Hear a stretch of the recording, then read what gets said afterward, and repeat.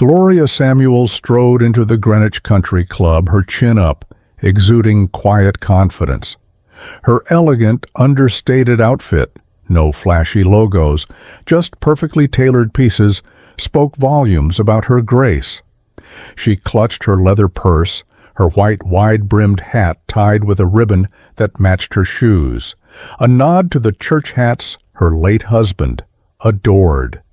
But in just a few minutes, an unexpected humiliation would unfold, one that nobody, especially Gloria, could have seen coming. And what her son Derrick, the CEO, did next. It left everyone floored. As the valet swung open the door of her sleek black Lincoln Navigator, Gloria stepped out with poise, her every movement deliberate. She was here for her son, Derrick Samuels, who'd built a logistics empire from a single Trenton warehouse into a national powerhouse. Today was a big deal, literally. His company was merging with the Hathaway Group, a name synonymous with old money prestige. This wasn't just a business move, it was a legacy-defining moment for Derrick and their family's future. Derrick had kept it low-key, telling her, "Ma, no big speeches, just a quiet lunch and a toast after we sign." Gloria wasn't here for the corporate details. She was here to cheer on her son, to witness this milestone in his journey. She'd always been his biggest supporter, proud of every hurdle he'd overcome to get here. But as she ascended the grand marble steps of the country club, a woman in a crisp navy uniform stopped her. "Excuse me," she said, her tone clipped. "Staff and deliveries use the back entrance." Gloria froze, caught off guard. "I'm here for lunch with my son, Derrick Samuels," she said, her voice steady but tinged with confusion. The woman didn't budge. "Policy is clear. Staff and catering go around back. It's to the left." Gloria's heart sank. It wasn't the first time she'd been mistaken for the help, but the sting never dulled. "I'm not staff," she said, her tone firm but calm. "I'm a guest. My name is Gloria Samuels. My son is one of the owners, and we're having lunch here today." The woman hesitated, her expression skeptical, but before she could respond, a sharp voice cut through the moment like a knife. "Well, I guess they're letting just anyone in here now," Victoria Hathaway said, her pearls glinting under the chandelier's glow. "What's next? Inviting the cleaning crew to dine with us?" A few muffled chuckles rippled through the room. Derrick, mid-toast with his glass raised, caught the exchange. His smile vanished, his eyes narrowing as he locked onto the scene. Gloria stayed composed, but her grip tightened on her purse. She wasn't about to let this slide, but she also wasn't one for public scenes. Victoria, oblivious to the weight of her words, turned and sauntered off, her heels clicking on the marble floor. Derrick, though, wasn't letting it go. He crossed the room with steady, purposeful strides, his jaw clenched. When he reached his mother, he placed a gentle hand on her shoulder and looked into her eyes. "You okay, Ma?" he asked, his voice soft, but laced with barely contained anger. Gloria gave a small nod. "I don't want to fuss, baby," she said quietly. "I know," Derrick replied, his tone resolute, "but I'm making one." He turned to the staffer, his voice calm but commanding. "This is my mother. You just disrespected the most important person in this room." The staffer's face flushed, her mouth opening but no words coming out. Derrick didn't raise his voice. He didn't need to. With one last piercing look, he guided Gloria back to the Lincoln Navigator, opened the door, and helped her inside. Before closing it, Gloria touched his arm gently. "Don't let this ruin your moment," she said softly. Derrick looked at her, his eyes burning with love and determination.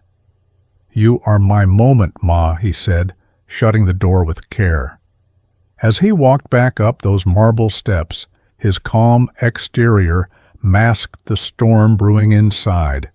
What he did in the hours that followed would send shockwaves through boardrooms, newsrooms, and families across the country. Inside the dining hall, Derrick's seat sat empty. The signing pen lay untouched beside a thick stack of merger documents, months of negotiations, revisions, and corporate maneuvering, all culminating in this moment. The champagne tower sparkled under soft lighting, the room perfectly staged for a celebration. Everything was ready, except Derrick was nowhere to be found. When he finally returned, the air shifted. No outburst, no drama, just a quiet intensity that made everyone pause. Preston Ward, Hathaway's general counsel, tried to break the tension. "Everything okay, Derrick?" he asked, his voice forced casual. Derrick didn't answer right away. His gaze swept the room, board members, lawyers, the Hathaway family, before landing on Victoria, who was sipping her wine, legs crossed, looking as if nothing had happened. Her nonchalance was infuriating, like she assumed the deal was a done thing, that money smoothed over everything. Derrick's voice cut through the silence, steady and deliberate. "I've got something to say," he said, instantly commanding the room's attention. People froze, glancing up, unsure what was coming. "You all know what this deal meant," Derrick began, his eyes scanning the faces around him. "Not just for our companies, but for the markets, for the future of tech infrastructure in this country. This merger was supposed to be a game changer." He paused, letting the weight of his words settle. "But I'm not signing it." A stunned silence gripped the room. Murmurs started, soft at first, as confusion spread. "Wait, what?" someone whispered. Victoria's head snapped toward him, her eyes narrowing. "Excuse me," she said, her tone dripping with condescension. Derrick met her gaze, unflinching. "Excuse you," he replied. "Is this some kind of power play?" Preston asked, trying to regain control. Derrick shook his head, stepping back not to his seat at the signing table, but to a chair at the far end of the room. "No," he said firmly, "there's no table left to negotiate." Victoria Hathaway's lips twisted into a tight, forced smile. "Let's not blow this out of proportion," she said, leaning forward with a tone that oozed dismissal. "It was just a little mix-up. I didn't recognize her." Derrick's eyes didn't waver. "That woman," he said, his voice low and steady, "is my mother." Victoria's composure flickered just for a second. She shifted in her seat, her smile tightening as she tried to hold her ground. "I understand that now," she said, her voice cool but strained. "It was an honest mistake. Surely we can move past this." Derrick leaned in, his voice dropping to a near whisper, like he was speaking just to her. "You knew exactly what you were doing, Victoria. Every word was intentional." The room grew tense, board members exchanging uneasy glances.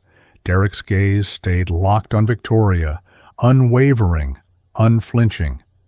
"Preston," Derrick said, turning to the lawyer, "I know you've poured millions into this deal. You can take your legal arguments and walk out that door with them. I'm done." Preston opened his mouth to protest, but Derrick raised a hand, silencing him. "Don't be so emotional," Victoria muttered, barely audible. A last-ditch effort to regain control. That was it. Derrick stood, his eyes blazing, but his voice still controlled. "Emotional? You think I built this company from a corner office? I was out there loading trucks at 3 a.m., Victoria. I drove delivery routes when we couldn't afford drivers. I ran payroll from a folding table in a warehouse because we didn't have an accountant. My mother took buses to clean houses so I could keep the lights on growing up.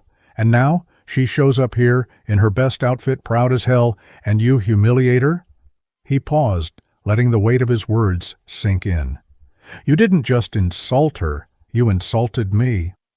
The room was so quiet you could hear a pin drop. Nobody dared speak. Derrick stood tall, his anger restrained but unmistakable. Nobody said a word when it happened, he continued, his voice slicing through the silence.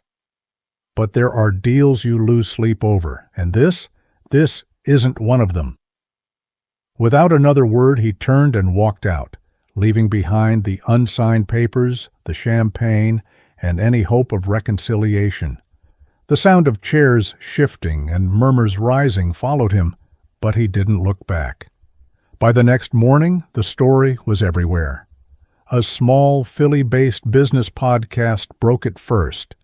Black CEO walks away from $900 million deal after mother insulted by white billionaire family. The headline exploded across social media. Tech Pulse, Forbes, and Business Today picked it up, and by evening, cable news was dissecting every detail, not the deal itself, but why Derrick walked away. Derrick strolled into his New York office the next day like it was any other morning. No entourage, no sunglasses, just him with a coffee in hand, nodding to the receptionist. Reporters were already camped outside, shouting questions. "Was Victoria Hathaway's comment the reason you tanked the deal?" one yelled. "Do you regret walking away from $900 million?" another pressed. Derrick didn't answer. Not yet. Inside, his team was swamped, fielding calls from confused investors, furious board members, and, surprisingly, supporters. Messages poured in from warehouse workers, teachers, executives, even retired veterans, all thanking Derrick for standing up. That afternoon he called a press conference. No fancy setup, just a folding table, a podium, and a cramped room packed with reporters. Derrick stepped up looking tired but resolute. "I didn't walk away because of money," he said, his voice calm but firm. "I walked away because disrespect doesn't get a seat at my table. The moment you let it slide, it spreads. I wasn't raised to stay silent, and I won't build a future on that." A CNBC reporter jumped in. "Is it true Victoria Hathaway made the comment directly?" Derrick didn't hesitate. "Yes, loud enough for my mother to hear, loud enough for everyone nearby to hear." Another reporter chimed in. "Some say walking away from a deal this big isn't justified over a comment." Derrick's eyes swept the room. "Depends on what kind of company you're building," he said, each word deliberate. The room fell silent. His words hit hard, resonating with everyone listening. "Respect isn't negotiable," he added. "If we start trading that for contracts, we've already lost everything that matters." He stepped away from the podium and walked out, leaving the reporters in stunned silence. Outside, the world was shifting. "Respect isn't negotiable" started trending. Clips of his press conference went viral on TikTok, X, and YouTube. A former Hathaway employee shared a story about being forced to use the service elevator at a gala. A Latina caterer posted about being told to remove her apron before entering a lobby at a high-profile event. The stories piled up, gaining thousands of shares in hours. Derrick hadn't set out to start a movement, but sometimes standing your ground gives others the courage to do the same. Meanwhile, the Hathaway Group was in damage control mode. An emergency board meeting was called behind closed doors. Victoria's eldest son, Clinton, posed the question nobody wanted to touch. "Do we need to apologize?" Victoria's eyes narrowed. "I don't apologize to people who overreact," she snapped. "You insulted his mother in front of everyone at a deal signing," a board member shot back. "What did you expect?" Clinton shook his head. "We've said worse to each other in this room, but we didn't lose $1 billion deal over it." "That's because we don't say it in public," Victoria retorted, her voice sharp. Clinton's tone hardened. "This isn't going away, Mom. People are calling Derrick a hero. You're the face of elitist racism in every headline right now, and you haven't even apologized." Victoria scoffed. "They'll move on by next week."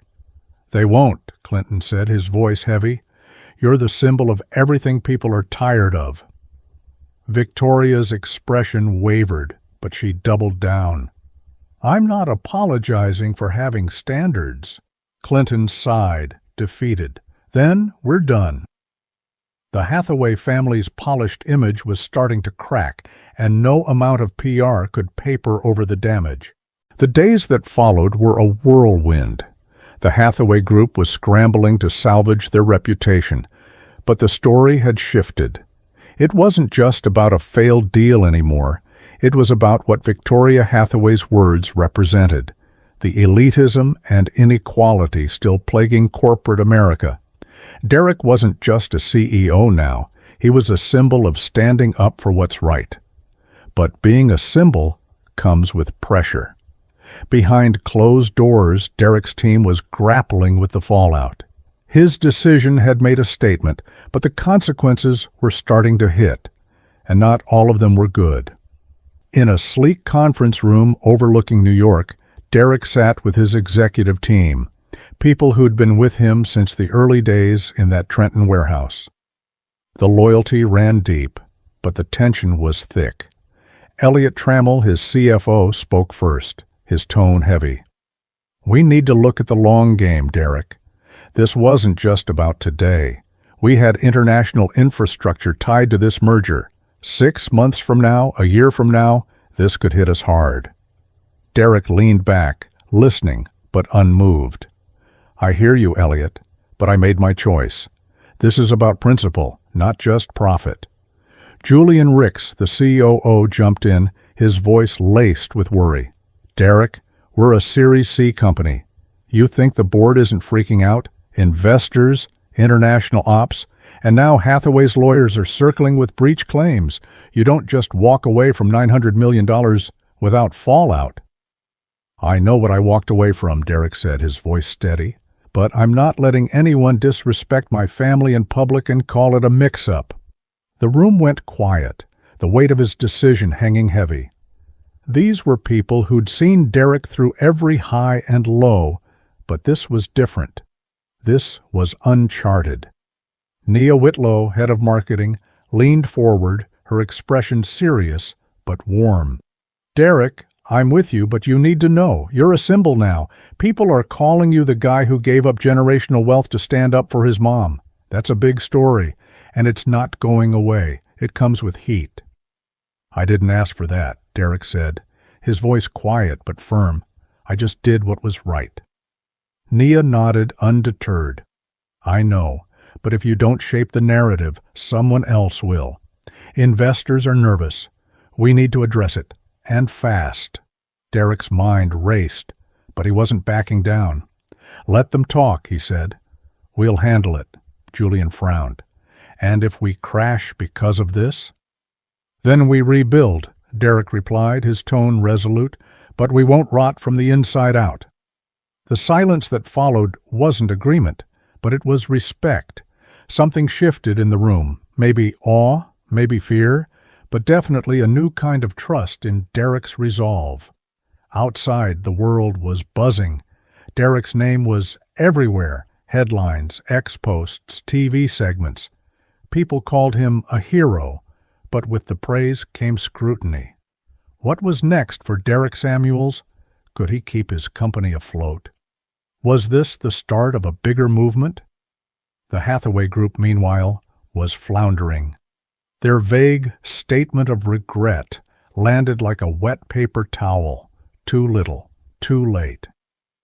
Derrick's stand had already taken root, and the media was eating it up. At a team retreat a few weeks later, the mood was lighter but still serious. Nia spoke first. "The buzz is actually helping us," she said. 3 mid-sized logistics firms reached out for partnerships, quiet ones. But they're real. They want to work with us because we stood for something. Derrick looked at her, then at Julian, who gave a reluctant nod. "You stood for something," Nia corrected, smiling. "That's why they're coming to us. It's not just business anymore. It's about values." Derrick took it in, the weight of it settling on him. He hadn't asked to be a symbol, just to build something lasting. But now, his story was bigger than him. "They want me to lead panels, sit on committees, be the face of some movement," he said. glancing at Nia and Julian. "I never signed up for that." Julian shrugged. "Maybe that's what's next. You built the company. Now, you build the voice." Derrick paced to the window, staring out at the city. "Symbols get worshipped or torn down. Neither feels like the life I want." Nia's smile was soft but knowing. "Then carve your own path, Derrick. Do it your way, not theirs." He stood there for a moment, lost in thought. Then, with quiet determination, he grabbed a marker and started sketching on the dry erase board. "Let's scale without them," he said. "Let's show we never needed that deal." Weeks passed, and Derrick's decision kept reverberating. Turning down a $900 million deal was one thing, but the way he handled it was rewriting the rules of the game. The media frenzy had calmed, but his story wasn't fading. It was evolving into a challenge to the old ways of doing business.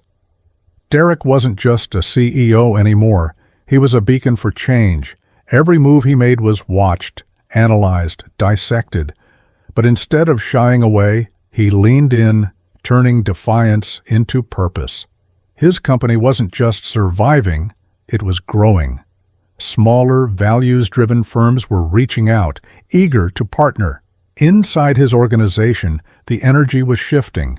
His team, once nervous about the fallout, was now rallying behind him, ready to follow wherever he led. In a relaxed meeting with Nia and Julian, the mood was optimistic. "We've stabilized," Julian said, leaning back in his chair. "It's not all smooth, but we're holding strong. The numbers are looking better than expected." Nia tapped her fingers on the table, her eyes bright. "The noise is working for us. 3 mid-sized logistics firms want to partner quietly, but they're serious. They're drawn to what we stand for, Derrick. You showed the world we don't bend." Derrick nodded, processing. "What about the investors, the ones who were panicking?" "We've calmed most of them," Nia said. "We're being transparent, showing them the long-term vision. We're still growing, staying true to our core." Derrick stood, his gaze sweeping the room. "I didn't do this for the spotlight," he said, his voice steady. "But if this is what it takes to keep us grounded in what we built, I'm ready to own it." "That's the Derrick we know," Nia said, grinning. Julian chuckled. "Took you a minute, but you're back." "Glad to see it." Derrick's smile was faint, but his mind was already racing ahead. "We can't let this momentum slip. We need to keep pushing, keep building." "What's the plan?" Nia asked, leaning forward. "I want to do something real," Derrick said, his eyes lighting up. "Not another press conference or a corporate stunt. I'm talking a community day for our warehouse workers, our interns, our drivers, everyone who's made this company what it is, food, music, families. A real celebration, like a family reunion." Julian nodded, a grin spreading. "A family reunion? That's you, man. People are going to eat that up." "It's not about optics," Derrick said firmly. "It's about reminding everyone who we are. The people who've carried us here, they need to know they're valued, that they're part of something bigger." Nia's smile widened. "I'm in. Let's make it happen." The wheels turned fast. In weeks, the event was set. Not a glitzy gala, but a genuine gathering. No corporate sponsors, no grand speeches, just food trucks, face painters, and families coming together. On the day of the event, Derrick stood under a white tent, microphone in hand.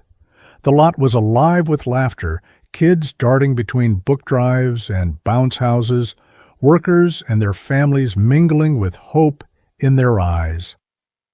"I turned down $900 million, Derrick said into the mic, his voice steady but warm.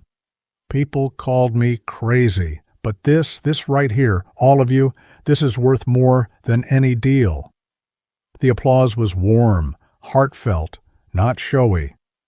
Derrick didn't need roaring cheers to know he'd done the right thing. These were his people, and they got it. They knew this wasn't about money. It was about them, the ones who made it all possible. As the sun set and the lot emptied, Derrick stood alone, looking at the sky.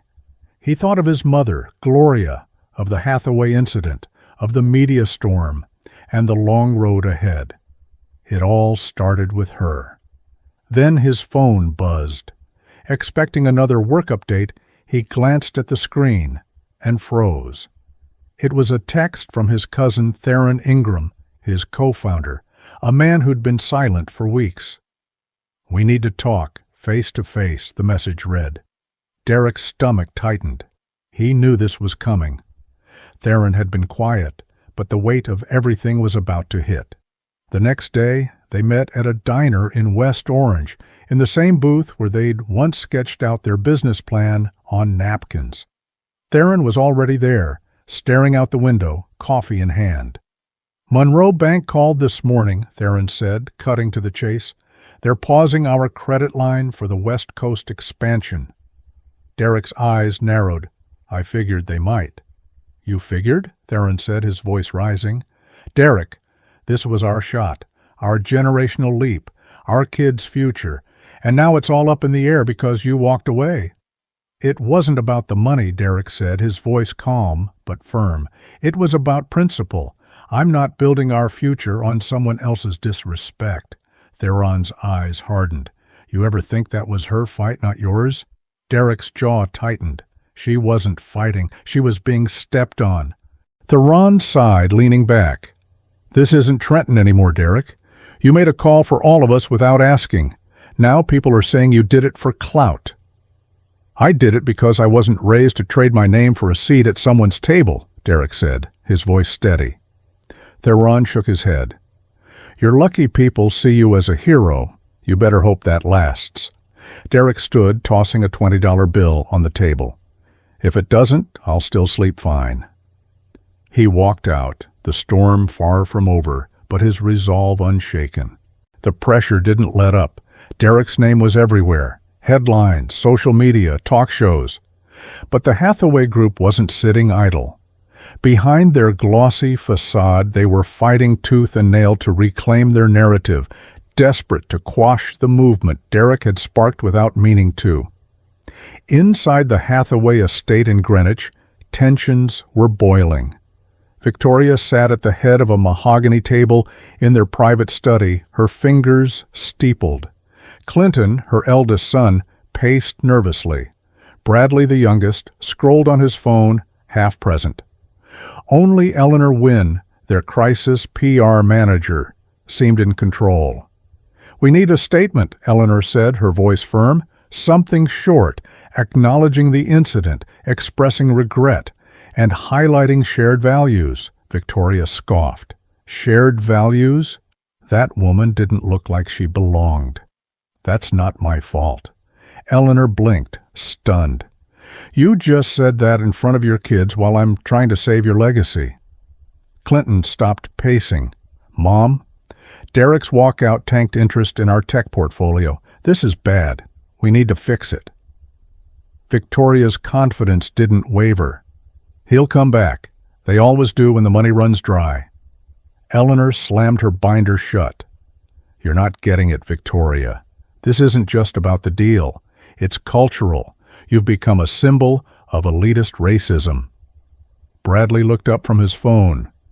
"People are calling Derrick a hero, Mom. They're quoting his speech like he's MLK. Victoria waved it off, but her facade was cracking. "It's a social media tantrum. It'll pass." Clinton's voice was grim. "It's not passing. It's growing. You're the face of everything people are fed up with, and you haven't even apologized." Victoria's eyes narrowed.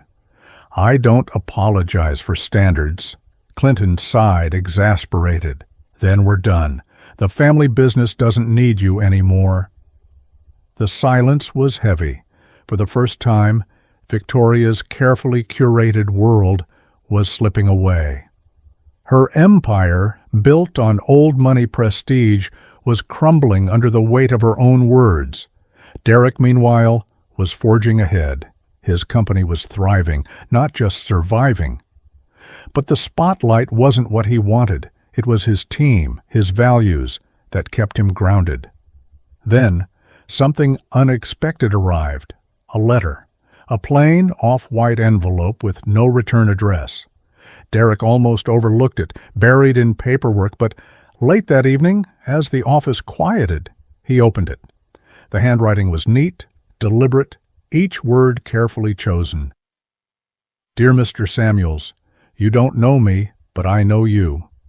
My father was the groundskeeper at Hathaway Ridge from 1985 until he passed in 2009. He raised me and my sisters on that job, up before dawn, never complaining. He taught us pride, even when we were invisible. I saw your story on the news, and I cried. Not because I was shocked by what happened to your mother, but because someone finally said no and meant it. You reminded me of my father. He didn't have your platform, but he had your spine. I just wanted you to know that some of us don't forget where we came from or who we stand for. With respect, Camille Pierce. Derrick read it twice, then set it down, the name Camille Pierce echoing in his mind. He searched his inbox, LinkedIn, everywhere. Nothing. Just the letter. That night, over dinner with Gloria, he shared it. She paused, her fork hovering over her plate. Camille Pierce, Derrick said. Her father was the groundskeeper at Hathaway Ridge. Gloria smiled softly. He reminds you of your father? Derrick nodded, his eyes distant. Yeah. She said I reminded her of him. It feels bigger than me. Gloria's words were quiet but heavy. Truth finds you, baby. Doesn't matter how it gets there. Derrick sat with that, the letter's weight settling in his chest, not heavy with regret, but with purpose. The next morning, Camille's letter still lingered in Derrick's mind. It wasn't just words on a page. It was a reminder of legacy, of the people who'd paved the way for him, like his father, like Camille's father. It felt like the universe was nudging him toward something bigger than business. He shared the letter with Nia and Julian at the office. Who's Camille Pierce? Nia asked, intrigued. Her father was the groundskeeper at Hathaway Ridge, Derrick said. Worked hard, raised his daughters there, taught them pride even when no one saw them. And you remind her of him? Julian asked, eyebrow raised. Yeah, Derrick said, his voice softer. She said I've got his spine. It feels like I'm not just fighting for myself, but for everyone who's been overlooked. Nia and Julian exchanged a look, sensing the shift in Derrick's perspective. So what's next? Nia asked. I need to meet her, Derrick said. I need to understand why her father's story hit me so hard. Days later, Derrick stood outside a modest Harrisburg apartment, a paper bag from a local bakery in hand. He wasn't nervous about business meetings, but this felt different, personal, raw. Camille opened the door, her smile warm. You're here, she said, almost surprised. Come in, I'll make tea. The apartment was cozy, lived in. A framed photo of an older man in work boots sat on the mantel. Derrick walked over, drawn to the quiet pride in the man's eyes. That's him, Camille said, joining him. My dad. He worked that estate like it was his, Derrick said, his voice thick. Camille handed him a cup of tea, and they sat, talking not about deals or headlines, but about her father, the sacrifices, the lessons, the pride he carried despite being invisible. My dad never called them sir or ma'am, Camille said, smiling. He said respect was earned, not given. He'd have liked you, Derrick, not for your success, but for knowing when to walk away. Derrick leaned back, her words sinking in. I didn't walk away for attention. I did it because it was right. But I didn't know it'd mean so much to others. They talked for hours, sharing stories of struggle, pride, and standing firm. No cameras, no hashtags, just two people connected by a shared history they hadn't chosen but carried deeply. As Derrick left, Camille handed him a photo of her father under an oak tree, rake in hand, pride in his eyes. "For when the world gets loud," she said. Derrick tucked it into his jacket, nodding. Driving away, he felt lighter, not because of the visit, but because it reminded him that the most powerful moments aren't always in headlines. Sometimes they're in quiet words and unspoken bonds. Days later, another surprise hit. Gloria called. "I heard from Dwayne," she said, her voice steady but hesitant. Derrick's grip tightened on the phone. Dwayne, his father's brother, who'd vanished after his father's death, leaving nothing but broken promises. "He called you?" Derrick asked, his voice tight. "Yes," Gloria said. "Left a message like he did with you. Said he's proud of you. Said he's sorry." Derrick's heart raced. 20 years of silence, and now this. "Maybe he's trying to make peace," Gloria said. "But peace isn't always for them. It's for you." Her words hit hard. Derrick had wanted closure, but maybe peace was something he had to find within himself. That night, he replayed Dwayne's voicemail. A simple apology, an acknowledgement, an offer to reconnect. For the first time, Derrick didn't feel anger, just exhaustion, like he'd been carrying a weight too long. The next morning, he called Dwayne back. 3 rings, then a cautious voice. "Derrick, it's me." They talked, not about business or betrayal, but about old fishing trips, high school football, how Dwayne had followed Derrick's career from afar. No grand apologies, no closure, but a lightness Derrick hadn't expected. At a team retreat later, he shared the story. "Forgiveness isn't about agreeing with someone," he said. "It's about not letting bitterness take up your space." A young intern caught him as he left. "Mr. Samuels, my dad said no one in business has morals. It's all about money. You proved him wrong." Derrick smiled. "No," he said warmly. "My mother did." As Derrick walked to his car, head high, heart lighter, he reflected on the journey. The Hathaway Group, the walkout, the media storm, the quiet courage that carried him. Legacy, he realized, isn't just what you leave behind. It's what you live through and refuse to let fade in silence. Weeks later, the Gloria initiative launched quietly. No red carpets, just a website, a launch video, and partnerships with 3 nonprofits. It wasn't about headlines. It was about real impact. Health screenings, tuition stipends, child care for warehouse workers and drivers. Action, not words. The media caught wind. Local news covered it first, then national outlets. The story shifted from controversy to hope, from defiance to creation. Derrick had turned a moment of resistance into a foundation for change. At the first community day, Derrick stood under a tent, mic in hand, the summer sun shining. Food trucks lined the lot. Kids laughed.